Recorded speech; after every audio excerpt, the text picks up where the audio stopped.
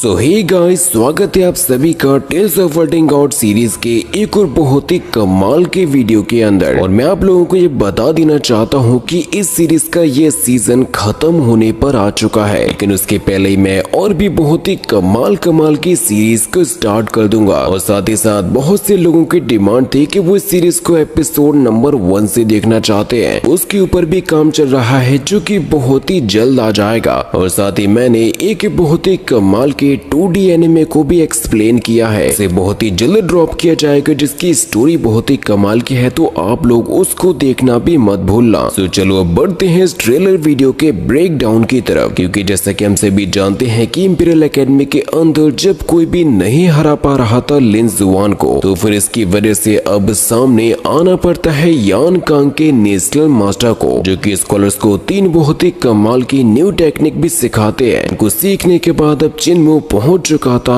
उस लिन जुआन के साथ में फाइट करने के लिए, जिनके बीच में एक गॉड लेवल की फाइट होती है और आखिरकार चिन्मू उस बंदे को हरा ही देता है। अब यहाँ से इस कहानी में कुछ नए मोड़ आने वाले हैं, क्योंकि पिछले एपिसोड के अंदर हमने जिस मॉन्क और उसके डिसाइपल को देखा था, वो भी यहाँ पर आने वाले हैं इंपीरियल एकेडमी को चैलेंज करने के लिए। क्योंकि अब हम लोगों को सबसे पहले दिखाया जाता है चिन्मू को, जो कि होता है एक बीस्ट के साथ में, जो दोनों ही आराम से बातें करते हुए जा रहे थे और चिन्मू इस बीस्ट से ज्ञान ले रहा था। और वो बातों बातों में ही चिन्मू को एक बहुत ही खास चीज के बारे में भी बताता है। वो कहता है कि माउंटेन्स के ऊपर एक बहुत ही पुराना और बहुत ही ज्यादा पावरफुल रहता है ब्लू बुल, और इसके द्वारा कही जा रही सारी की सारी बातों को चिन्मू नोट भी करते जा रहा था। ये ब्लू बुल के पास में कैसी पावर्स होंगी, ये तो हम लोग आने वाले एपिसोड के अंदर ही देखेंगे, क्योंकि साथ ही साथ हमें उस ब्लू बुल का नजारा भी दिखाया जाता है, जो कि फिलहाल में तो सोया हुआ था। और आप लोगों को क्या लगता है, क्या वो चिन्मू का दोस्त बनेगा या उसके साथ में उसकी फाइट होगी? आप लोग मुझे इसके बारे में कमेंट में जरूर से बताना। इसके फिर अगले ही सीन में अब हम लोगों को दिखाया जाता है यान कांग के नेशनल मास्टर को, जो कि ये कह रहे होते हैं कि हमें एक पूरी की पूरी नई जनरेशन को जीनियस बनाने के लिए जीनियस लोगों का ही यूज करना होगा। और इन जीनियस लोगों की लिस्ट में कौन कौन आने वाला है ये तो हम सभी ही जानते हैं, कि उन्होंने जो सपना देखा था इस दुनिया को रिफॉर्म करने का, हर एक चीज को एकदम परफेक्ट बनाने का, उनको यही चीज नजर आने लगी थी चिन्मू के अंदर। जिसके फिर अगले ही सीन में हमें उसी जेन मास्टर को दिखाया जाता है, जो कि यहाँ पर आया था अपने डिसाइपल के साथ में, जो कि अपने जेन डिसाइपल से किसी के साथ में फाइट करने के लिए कहता है। वो आखिर कौन होगा ये तो हमें नहीं दिखाया जाता। और जिसके अगले ही सीन में हम लोग देख पाते हैं चिन्मू को, जो कि आराम से बैठा हुआ था हुलिंगर के साथ में, और उसके पास में खड़े हुए होते हैं ग्रैंड एल्डर, जो कि चिन्मू से किसी के साथ में फाइट करने के लिए बोल रहे थे। जहां पर चिन्मू उनसे कहता है कि देखिए, जिसको भी फाइट करनी है वो खुद से जाकर फाइट कर लेगा, क्योंकि मैं भी फिलहाल में किसी के भी मसले में तो नहीं पड़ना चाहता। जिसके फिर अगले ही सीन में हमें उसी जेन मास्टर और उसी जेन डिसाइपल को दिखाया जाता है, जो दोनों के दोनों अब पहुंच चुके होते हैं इंपीरियल एकेडमी के दरवाजे के सामने, जिसका मुकाबला करने के लिए अब इस बार सबसे पहले पहुंच चुका होता है बिग ब्रदर यानी कि ब्रदरशन, जिसे देखकर सभी लोग चौंक जाते हैं, क्योंकि इस बार तो ये बंदा सबसे पहले आ चुका था। और शायद इस वजह से क्योंकि वो भी चिन्मू के जैसे ही नाम कमाना चाहता है। जिन दोनों की फाइट तो होने वाली है, और हम लोग अगले ही सीन में देख पाते हैं ग्रैंड एल्डर को चिन्मू के सामने, जो कि वही पुराना वाला ही सीन होता है। और ग्रैंड एल्डर चिन्मू से ये कहने लगते हैं, मुझे ये बताओ जरा, क्या तुम कभी भी अपने अलावा किसी और के बारे में नहीं सोचते? अपने फायदे के बारे में छोड़कर कभी दूसरों के बारे में भी सोच लिया करो। इसके फिर अगले ही सीन में हमें चिन्मू और हुलिंगर दोनों को ही दिखाया जाता है एक पेड़ के ऊपर, कि अब दोबारा से यहाँ पर एक घंटी को बजाया गया था, जिसका संकेत होता है कि दोबारा से कोई आ चुका है। और जितना मुझे लगता है ये जरूर से उसी जेन मास्टर और उसी जेन डिसाइपल के लिए ही बजाई गई होगी, जो संकेत होता है नए खतरे के लिए। और हम लोग एक डिसाइपल को देख पाते हैं, जो कि अपने वेपन को लेकर जा रहा होता है उसी जेन मास्टर और जेन डिसाइपल पर हमला करने के लिए, जिसके सामने अब तुरंत ही खड़ा हो जाता है वो जेन डिसाइपल, जो कि ये कहने लगता है कि क्या इस पूरी इंपीरियल एकेडमी के अंदर ऐसा कोई भी नहीं है जो कि जेन डिसाइपल को हरा सके। और इनके बीच में जिस लेवल की फाइट होने वाली है उसको देखने के लिए जल्दी से चैनल को सब्सक्राइब भी कर दो।